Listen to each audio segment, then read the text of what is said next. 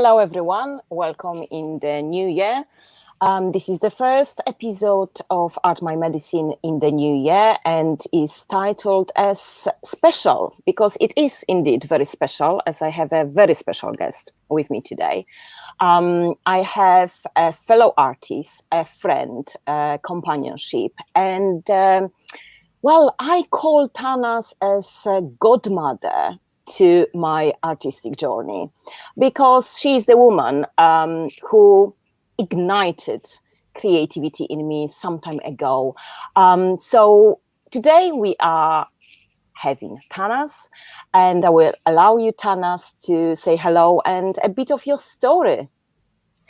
Hello, everyone. Happy New Year. Thank you for your lovely introduction, Dorota. It's always my pleasure, and I'm your number one fan, as you know. A little bit about me. I'm originally from Iran. I've been living in London for the past 21 years. I'm an artist. I studied art. I've got a master's degree in illustration and animation. But life just worked out differently for me, and I hit certain emotional walls in my life. I became a mom to a severely premature baby, very unsettled, and motherhood was very, very challenging for me. And then I lost my dad, I think around 4 years after my son. And that 4 years was very intense for me. And then losing my dad, and I couldn't be with him, when he passed away. It was so sudden. It just shattered me into pieces as a person. And I think it was, the journey of difficult pregnancy, difficult motherhood, all of that. And that was the final straw. And I was completely now I look back and I see I was completely heartbroken and always looking for something to soothe me. I stopped drawing and painting, when my son was born, because he required all my attention. So I, for the first 4 years of his life, maybe I have 10 sketches in my sketchbook and nothing, proper painting or anything, because he required my all, my creativity, everything went into him. And in my head, I always thought, this is like a trade that I'm doing, giving my art and getting my son's health back. And then when I lost my dad, it was so sudden. I was lost with words and I didn't even cry much, couldn't. It was so shock to my system, not being able to see him, not being able. Fortunately, I went back and I said goodbye, and I was there for his funeral, which was very important. But I wasn't there to say goodbye. And the whole family was around him, and I wasn't. My older brother keeps telling me he didn't want you there because he was afraid that it will affect you even more. So It was part of the plan, but I find it difficult to kind of come to terms with it. I can imagine, and throughout our stories, we find those grounds on which we sink in whatever turmoil we gone through, which is also very spooky in all my friendships, actually, recent friendships. So I'm sensing that those 2 huge and significant events in your life changed the trajectory of your journey. Am I right? It did completely. So because I couldn't speak about my grief and because I couldn't express it the way, Iranian people do, which is mourning into full kind of extent. And there was another element. My dad was a doctor, so he always kept saying, if there is no death, life doesn't mean anything. So that's part of life. And he kept saying, I'm preparing you. So I didn't want to go into that kind of action for my grief. I held it all in. And the only thing that could help me was my black ink and paper, because then I could express how I felt and how desperate I was, and the pain I couldn't express in any other way. So I started drawing again and painting again because of that grief and because of the intensity of the emotion I felt that I couldn't put into words. And the journey, as you noticed, changed from there. And I thought, oh my goodness, this is a tool. I don't care if I can make money out of this, if I can sell my work, if anybody's interested. But this is saving me from that intense pain I'm feeling inside and the huge void that is opening up and nothing. I mean, thank goodness I had my son. So that kept me a bit grounded. Like the And kept anchor, me going, like, everyday routine. We had to do certain things. I don't know if I didn't have him and I was on my own, what would have happened. But the only thing that kept like my emotions and my sanity going was the black ink and drawing one after the other. And when I came back, I stayed there for 40 days. When I came back, I was not in a good place. And my husband just discovered there is a studio space near where we are. And he said, why don't we get you a small space and, you can have that space to yourself and just express yourself. I couldn't believe it, honestly. I couldn't believe I could afford it. It can happen because at that moment in time, I had no income. I had nothing.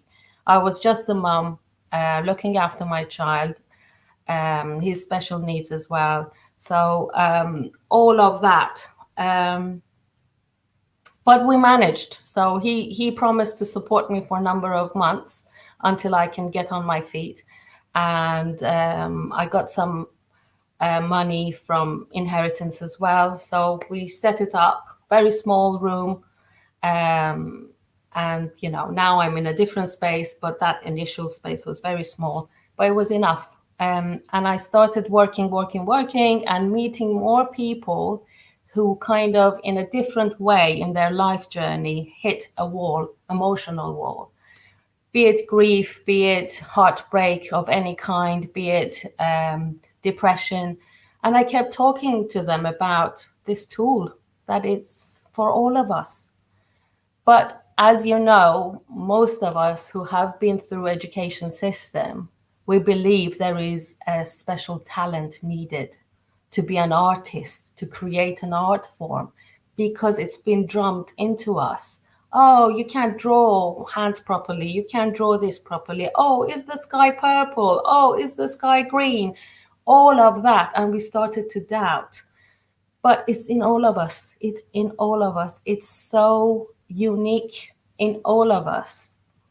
It is indeed. And, I can relate to it because, I was perceived as a talented child, but couldn't go to art school for many reasons that I'm not going, to elaborate on.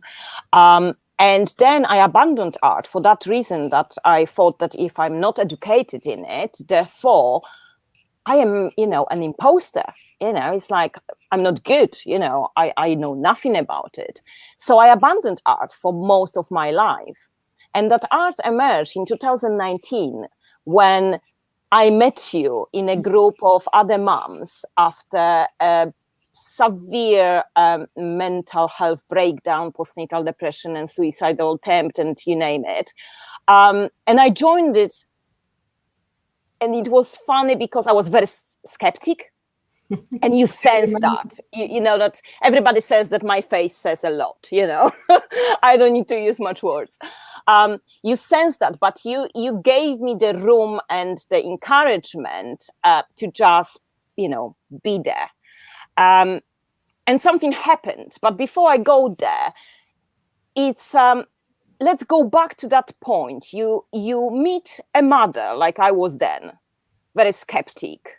You didn't know if I have any abilities or any talents, right? Because, I didn't disclose them. What would you say to a mother, a person, a woman, a man, whoever, who would like to find out the healing properties of creativity. I am purposely using the word creativity, not art, because like we said, you do not need to be artists to benefit from it. Who is very skeptic and say, yeah, right. Well, you've been to my workshops, so the initial thing to do is just to relax around it, because the moment you put a blank sheet of paper, I mean, I'm sure even for you that who has accomplished a lot since 2019 as an artist, and you are selling your work and you're taking commissions, when you first see that blank sheet of paper, you're going to go, oh my goodness, what am I supposed to do? It's in all of us. But is that picking up that pen or brush or whatever that is and just give it a go? The first line, So my way of getting through to people is just to break down the barriers. So I have a certain set of exercises for people who want to practice drawing and painting. And as you said, creativity is everywhere. When you cook a meal for your family, it involves creativity. How you dress yourself It in the reminds me morning. actually last night when you tried to cook dinner and forgot to do shopping, and you have not much more than the light in the in the fridge, and you need to be very creative to create a meal. Exactly, to make it tasty so everybody will eat it. It's I remember in Mum's 8 sessions, one of the mums, I did speak about cooking and shopping, and then she came back to me and said, I never thought about it this way. So this time when I was in supermarket, I really paid attention to vegetables that I was picking. I was going more towards colorful ones. I was going, the encouragement that is there for us, every day. Singing, listening to music and dancing without a certain dance move or a certain dance routine. All of this invoke in us the joy of creativity and That's brings true. us back to life. And there's something small we can do for ourselves. And as I always say, wherever I go, these are personal tools that we can use. And these are tools we have in our personal toolbox to help ourselves when we are in a state of not sadness just, but even overexcitement. Sometimes we just don't know what to do with that overexcitement. So we tend to drink, we tend to do other things to kind of feel better. But not everyone wants to hear, our exciting news or the joy we're feeling. But a piece of paper is the best way to put it all on the paper. First of all, you can make a memory of that state of mind. And second of all, you're releasing yourself. And that's Exactly, the release, isn't release it? is very, very important. You do not need to create an art piece. You just No. need to really play with the tools you have around to reach that catharsis moment when, I often just scribble angry scribbles on piece of paper. And I am recently very, very, angry and upbeat, and that need to release that energy. Therefore, that this is the point, isn't it? For people to understand that although we say art therapy, we say art sessions, whatever, because this is art, we mean really being creative, being playful. And I read recently a very interesting quote that we do not, what was it? We do get old because we stopped playing.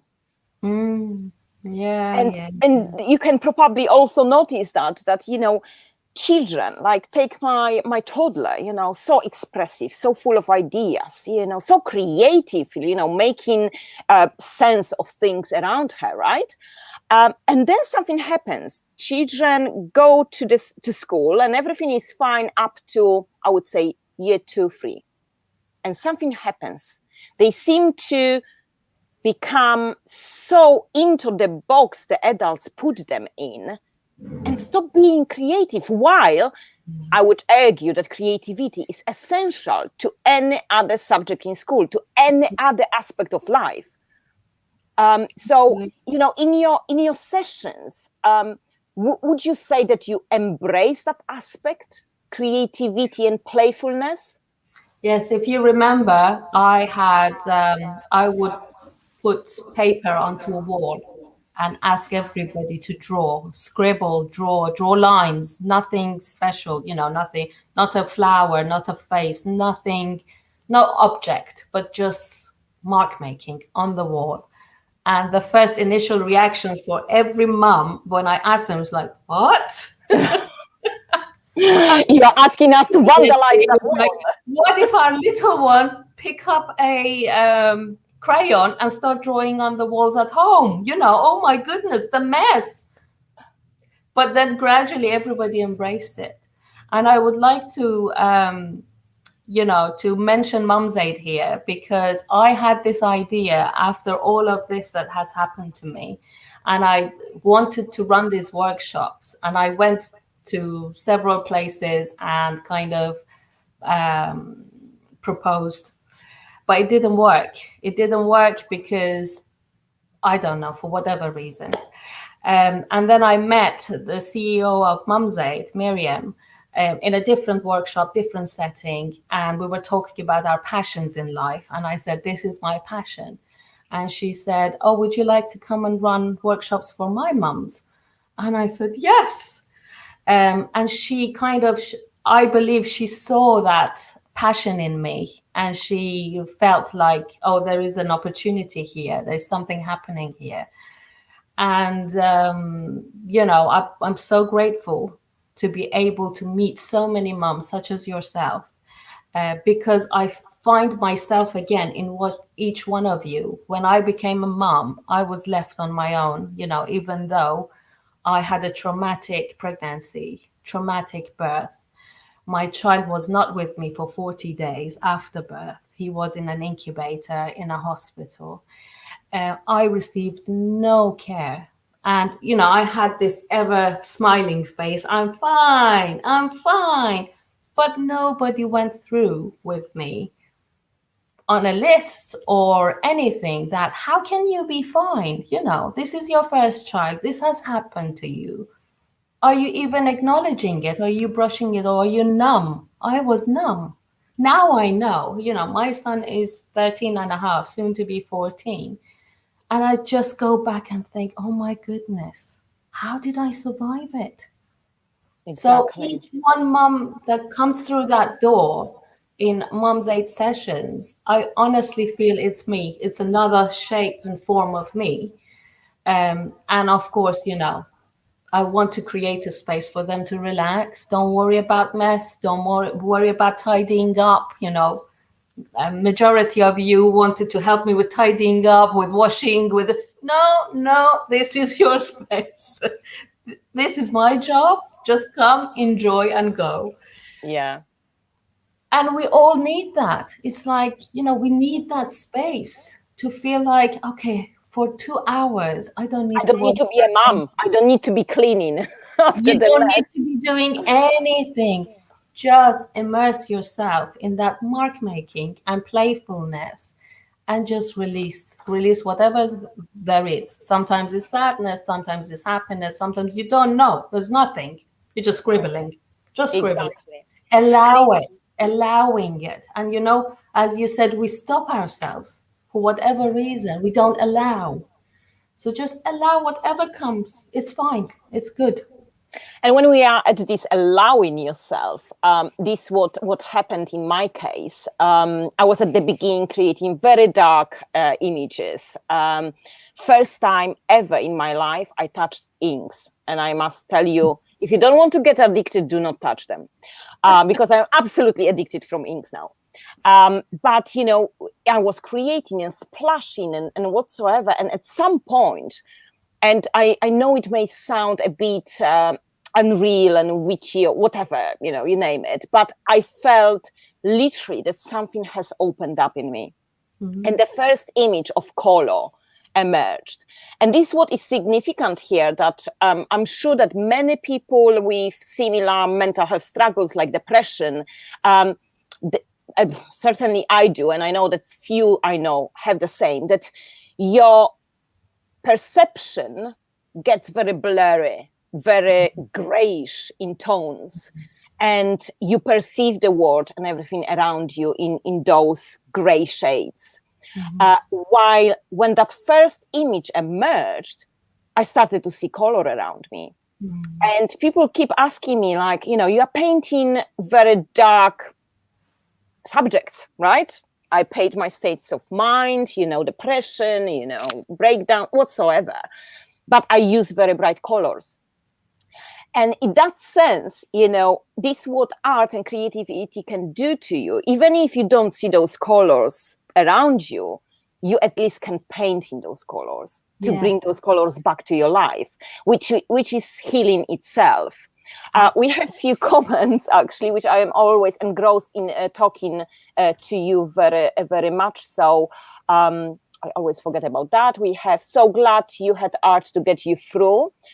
Dave can relate. Thank you. Richard said about NFTs. This is a reverse of the subject and topic, so we will not go there, as it's a bit. It requires very composed brain to understand. And do you have a favorite piece of work that you have done, Tanaz? A favorite piece of work. Well, I think each work you start and finish, it becomes a favorite work for that moment in time until you go back and have a look and say, oh, why did I do that? Why did I do this? That's why I don't display my own work at my own home, because I always see what could be different. Favorite piece of work? I mean, to be honest, I paint a lot of portraits of women, and I think I have a favorite subject, which is women and their emotions. And I try to put that onto paper. So yeah, I can say favorite subject rather than favorite piece of art. I don't know if I have my sketchbook from the early days that I started. Yeah, anyway.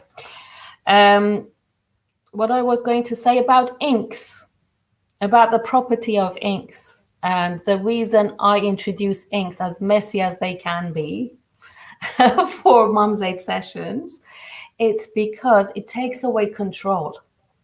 Oh, yes, it does. Yes. So that's my way. Another way of approaching the same subject, just let go and enjoy. Because if I give you a pencil and you're a perfectionist, you keep rubbing it out and saying, oh, it's rubbish drawing, oh, it's this, oh. But when it's ink, you know, it just goes everywhere. You can't control it.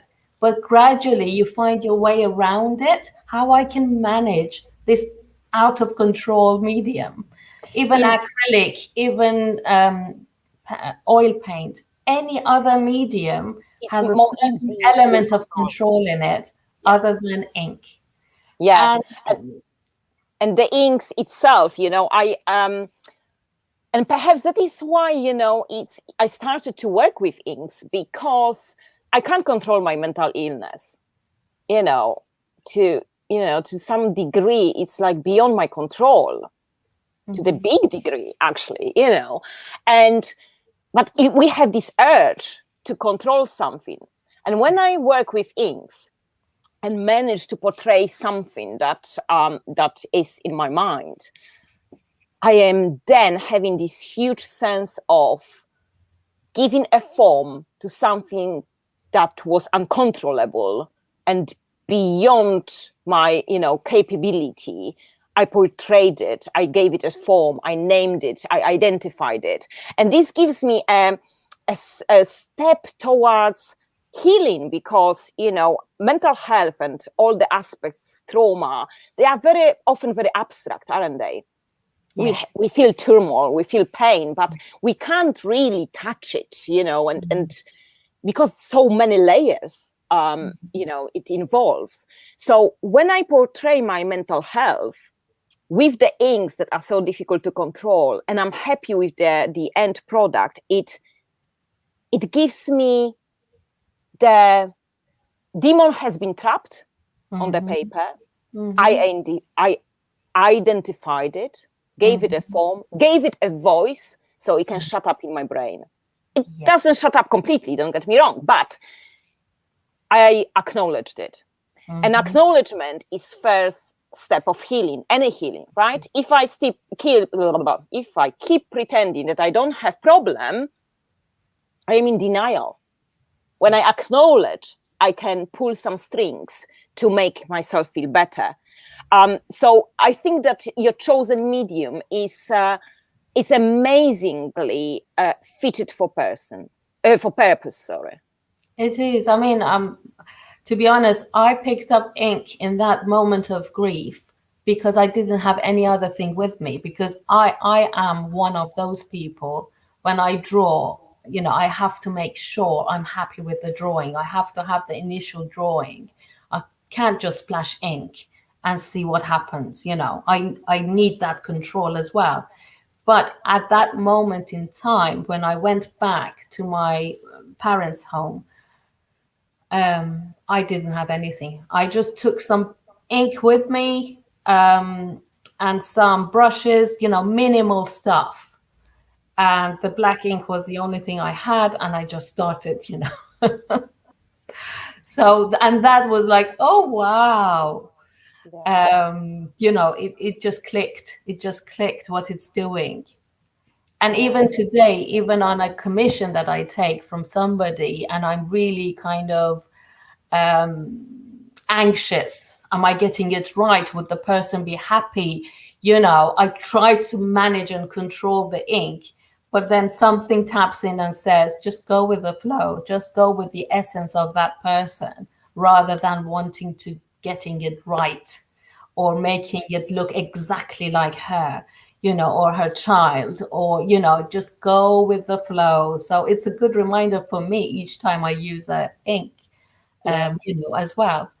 And the bold colors, as you said, I think you're very right in pointing out how we see the world can become gray, and colors can become too much when you're not in the right state of mind. But when you tap into your playfulness, your own self, not outside. The joy outside is good. We can tap in and out, but the joy inside is the most important thing. And events can stop us do that, such as grief, or such as heartbreak, or depression, or, you know, various things. But by being playful and working at it, you can tap into that. So that's what happened to you.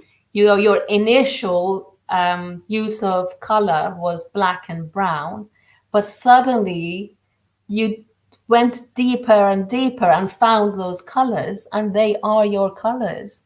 They are your palette. You know, I didn't give them to you. Nobody gave them to you. You discovered them. And I think that's part of the joy, because it's like a new discovery within yourself. Yeah, indeed.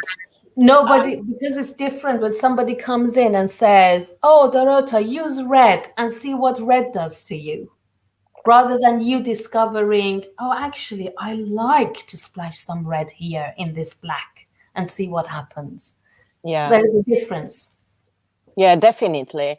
And there is also something about, you know, the aspect of calling it in certain way. Like we said, art may be threatening if you are not an artist and don't perceive yourself an artist, right? Art therapy may indicate the aspect of, you know, hard work to go through certain aspects, while Mum's Aid calls it differently. What is the name of your workshop? Well, I call it differently. So this is my workshop. I came up with a title, and Mum's Aid embraced it and allowed me to use their platform to do it. So it's the art of self-expression. And that's why I don't teach how to draw to people, or this is the way and that's not the way. I give the space to each individual to discover their own creativity. So each one work that is produced is different from the next, and it should be, because it's unique to you. So you, as Dorota, who came through the door, you kind of flew with it. And I could see in you that you had this energy, and you had this, you discovered this joy that was like an explosion, you know. Oh yes, it was indeed. Yeah, I could witness it, and I think everybody in that room as well witnessed it, that something came alive in you, and it was just so lovely to see. And actually you gave courage to others, because I don't paint in front of everybody, because I don't want them to feel they have to follow me. I might show how to use ink. You know, you can wet your paper, or you can go dry, or you can do this, or you can do that, but I never sit there and paint, actually. So each one has their own space. So yeah, that's how we do it. It's the art of self-expression. So it's unique to each one person who is willing to try. And it's not art therapy, because I'm not an art therapist. I'm not qualified. And I don't analyze the work that is produced, or I don't send it back to the counselor they might be seeing with Mum's Aid or anything. That creative process is all we focus on. Just for any mum who walks through that door to have 90 minutes to 2 hours with their little one on their side, to explore their own creativity and then take it home and work with it in their own day-to-day life. So you embrace it, and you know, alongside your full-time job, embrace being an artist as well and explore that. But it's not necessary to do that. So It is what I wanted to point out, that you do not need to follow my journey. It's like, you know, you can do it purely for entertainment, enjoyment, healing, and you don't need to show it to anyone. You know, this that I have chosen to embrace it fully and go for it. It's totally my personal choice. However, you know, I was encouraged by you. I think that if you have not encouraged me to purchase that first a sketchbook and start doing 5 minutes a day between our sessions, I don't think I would be where I am now. So you can follow whichever direction.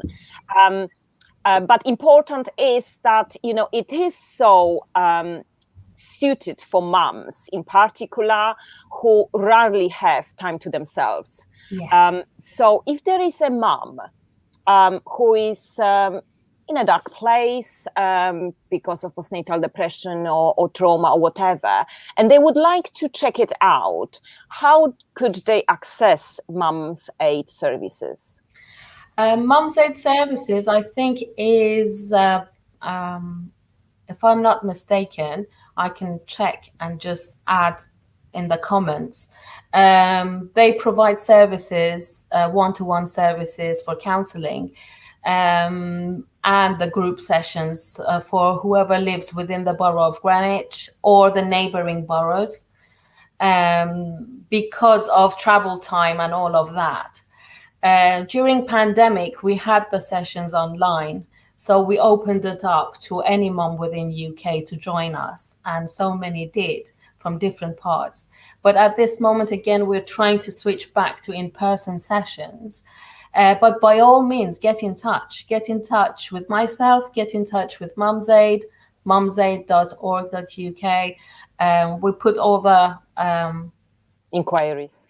Yes, we put all the websites and all the links below, so people can access. And if you need any help from me or any support from me, you can always contact me as well.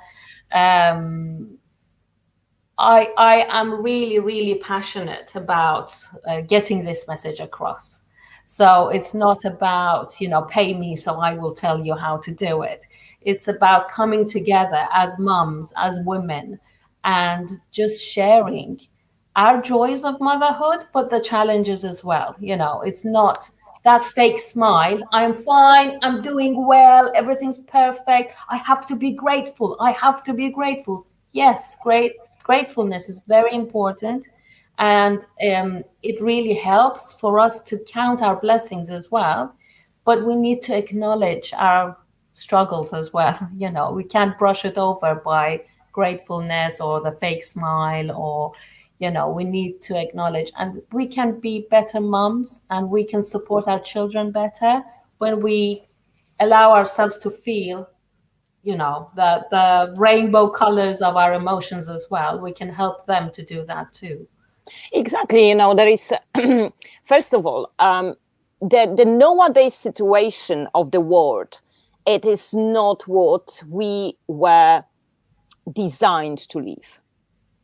So there is a social expectation nowadays, which, believe me, sometimes when I think about it, I would like to have a serious chat with the first feminists who fought for equal rights, okay?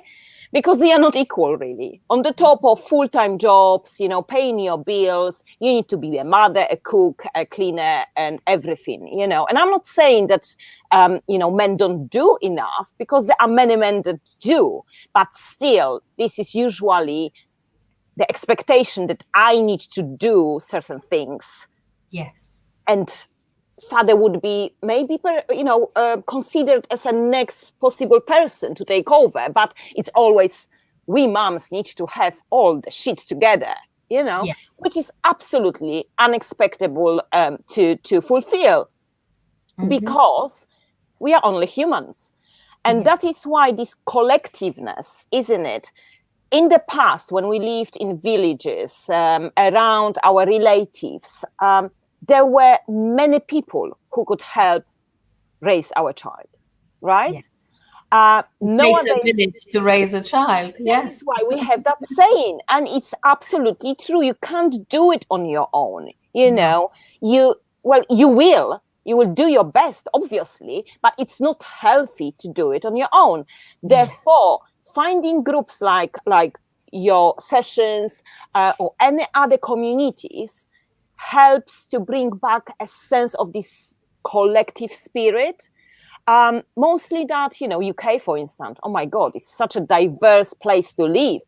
And this means that there are many like myself who have absolutely nobody around to help. Yes. I wish I could have my mom and, in the moment of distress say, Mom, take your granddaughter for a dinner, or I can't take responsibility what will happen next. We don't have it. We have friends, obviously, but, it's different when there is this unconditional love, like your mom, dad, your sister, that you could dump the overload on them for an hour, right? Yes. That is why doing things like you're doing is so, so important, because this is a space and the time where you can feel belonging. You can feel understood. You can take your mask off and use few swear words as long children are engaged in other activities, and you get that pressure out. And this is what creativity does. It takes the pressure out. And I can't recommend it more than I do by all I do every day. What would you consider as your next steps? What would you like to your workshops to become, or what are the new projects ahead?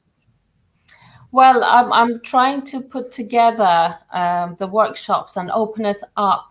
I mean, separate from Mum's Aid. Mum's Aid, we do what we do with Mum's Aid, but separate from Mum's Aid, I would like to open the workshops up to any woman.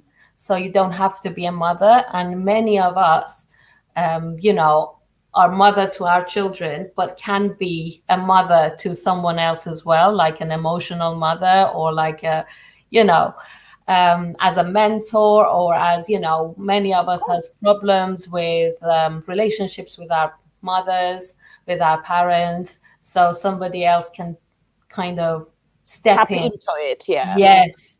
So I would like to open it up to give it to, women's workshop in general. So I'm looking to do that. So I will be making announcement on my social media. It's just, planning it according to COVID rules and how many people can be in a room and not. And when you hire a space, you have to make the payment and all of those logistics that needs to be in place. But it's coming. And I would really love to do that. and bring women together, as you said, to take that mask off, to share, and just to know you're not alone. Whatever you're going through, a lot of other women are going through it as well. But we have learned not to share because we don't want to be the person who sits and moans, because that's been labeled on us. The moment I start to share about, I'm tired of cooking, I'm tired of this, why is just me? Husband walks in and says, stop moaning. What do you want me to do? It's common. It's common in all our lives. Or the boss might come in and say, oh, carry on with your job. It's a full-time job. What do you expect? So it's that way of shutting us up and not being allowed to just express, and for somebody to hear it and say, I can hear you. Yeah. Or maybe I have no advice. Maybe I have no suggestion for you to move out of this upset situation, or I can't do anything to lift anything off your shoulder in terms of workload, but I can just hear you. I can and just it's so hear with important. you and listen with all my being, and we can create something together. That doesn't need to become an artwork or end piece or a result. Just engaging in the process. It's so important indeed. It's proven by scientific research that sense of belonging. We are. I'm sorry, we are humans, but we are animals. We used to live in herds. Yes. And nowadays we are so isolated, and COVID added another layer to it, which consequences we will bear fruit from that, in the harvest few years from now, although we are already picking some rotten, fruit from the ground, because we need it. I used to call it that from the moment when I opened up about my mental health, firstly, because I kept it silent for many, many, many years. And when I started to mix up with other creative people and, create, I developed so many beautiful friendships because of the art and creativity and the drive. And I can't even, count how many. And some of those people I never ever met in person, but I feel strong belonging and connection, which is so magical. But yeah, this is the point that I used to say, that since the moment I found my tribe, this is exactly how I call people around me, I found some kind of ease. Absolutely. Because this is what you said. You know what? I'm not talking to you to get fixed. Okay, I'm not expecting advice, solution, resolving my problems, because some of my problems are unresolvable. Yeah. When I'm talking and opening up, I just want to be heard. I don't want to hear stupid phrases like, oh, but look how beautiful children you have, you need to live for them. Yes, I am doing this. Actually, we are talking because I am living for my children, right? I don't need to be reminded about it. No. In the collectives like that, when you find a tribe and the sense of belonging, there is this mutual understanding, and you instinctively know exactly what to do, what to say or what not to say, to make sure that person feel validated, feel worthy, feel cared after. Yes, absolutely. Absolutely. And you're right, with COVID, there is another layer of anxiety on top of everything we had before. Social anxiety as well, which is really worrying, and people working from home more. So that interaction has become minimized. That chance of having that coffee or drink after work with a friend and just opening up with a friend colleague, or meeting up with a friend somewhere to have that coffee after work, or running into someone, right? Because you just running into all of that is kind of on hold. I don't want to say it's gone, because I hope it's not gone, but and I think more and more we would need creativity to help us to connect. And also speaking up. I think it takes a lot of courage to do what you are doing, to advocating for mental health, because many of us can suffer in silence just because being afraid of the stigma. Oh, what if they think I'm this, I'm that? So what? People will say and think whatever they like, and there's no way we can stop them. But by talking about it, we might help somebody who would have never asked for help and support. Exactly. And this understanding, is, I used to say, you cannot understand someone until you put the issues on. Absolutely. That is why when you mix with like-minded people or who went through similar trauma and struggles in their lives, you find this understanding. I'm recently going through some very unusual phase and search for answers, and the blessing of meeting someone who seems to understand because they went through the same thing. This provides me with so much liberation because, a lot get explained and I feel like this is not me. This is my illness that's done that to me. So I am not a weirdo. I am not the outcast. I am not, that crazy red hair woman who has some outbursts, right? So that is why it's so important. And creativity, when you add this creativity to the mix, I found that the magic happens. I remember during the sessions when we created collectively one piece of art. Yes. And oh my God, how much! Yeah, it's amazing what can happen and what kind of conversations it strikes. It's just magical, and I really wish that many more people access your workshops or any other workshops in that field to discover that amazing magic that happens when you get creative alongside others. And I absolutely agree. And thank you for saying that. And another thing I would like to remind anyone who's listening to this, when we talk about creativity, there is no need to think about the end result. There must be an end result. There must be some outcome. So if you are drawing, it has to be a perfect drawing or a full finished painted piece of art, and you have to call it art. Or if you're cooking or baking, that's your passion. Oh, it has to be this end product that we see on Instagram or advertisements. No, just engaging in that without thinking about the result. Exactly, because the process itself. Engaging in the process, because all the other parts of your brain shuts down and you're engaged in that joy that you're experiencing at that moment. And when I say definitely joy, when you can't like me meditate and shut down the chatter in your brain, I can't meditate. I can't follow the instructions about taking the breath in, out, exhaling, you name it. It's like I'm just fixating on it and hyperventilate or hold my breath. And this is what I found during that process. And very often when you don't have much direction, when you just scribble and try to think about those movements that you do, this is when I'm receiving probably similar state to meditation.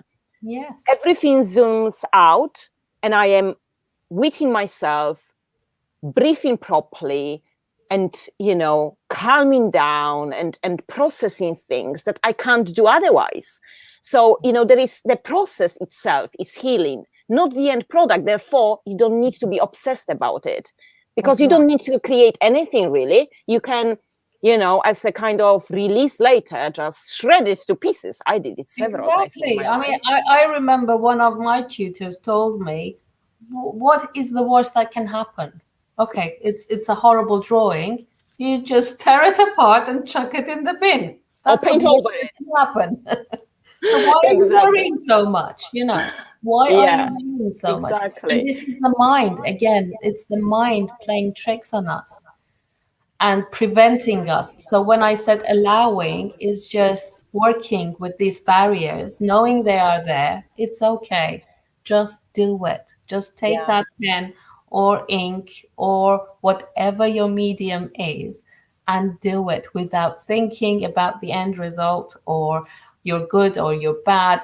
Just if you have children, watch your children and see if they hesitate when you give them a piece of crayon. Would they hesitate? Oh, can I draw perfectly or not? Shall I start? They will just go for it. They will go for it and they enjoy Indeed. it. And Indeed. they just discard it 2 minutes later. Even you as the mom think, oh, it's a marvelous piece. They don't care. It's done. That moment is gone and they are happy to move on to the next thing. Yeah, it served the purpose, didn't it? It served the purpose. So Yeah. we need to embrace that and kind of remember we used to be one of those children too. Yeah. And something stopped us. So we need to tap back in. So my advice is don't give up. The first one you might not enjoy and just think, oh, well, where is the joy? I don't see any joy. It's horrible. It's this, it's that. Keep going, keep going. 5 minutes.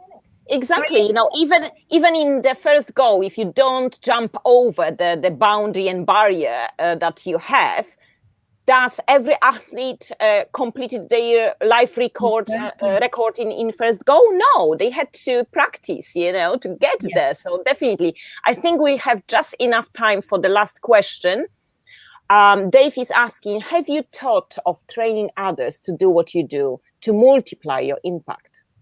Oh, that's a very lovely comment. Thank you, Dave. I haven't, to be honest, but I welcome it. Anyone who wants to get trained. Actually, I'm just finishing a mentoring course, so I will become a mentor, and I would love to be a creative mentor. So yeah, that's a wonderful thing to think about. Yes, why not? Definitely. Well, the seed has been planted, Dave. Exactly. And, anyone who comes to my workshops, some who have been nurses working in hospitals, some, various settings and say, oh, can we use this in our own setting? Would you allow us? And I said, oh, of course, it's not mine. It's exactly. Yeah. This is what we call transferable skills. Dorota is doing it too. I'm sure in a different way, because it's Dorota's way, but there is no ownership. It's something that we can share with everybody, and it needs to be shared because it's the tool to ease stress, anxiety, and just to have a moment to yourself. For me, it's really that matters the most. When I'm drawing, I can zoom out with difficulty, don't get me wrong, zoom out my screaming toddler in the meltdown and just have 3 minutes to breathe. Because, of course, I have always wonderful guests, and my problem is that I never feel fully satisfied that we discussed enough and we had enough time. But our time on air is coming to the end. So it's time to, lead me to the surprise aspect, which is not surprise by now, but I started this initiative that every guest on my show, I spend some time with them in my mind and try to transfer the energy into a piece of art. I never have any direction. I'm not thinking what I would paint for Tanaz, what I would paint for Stacy.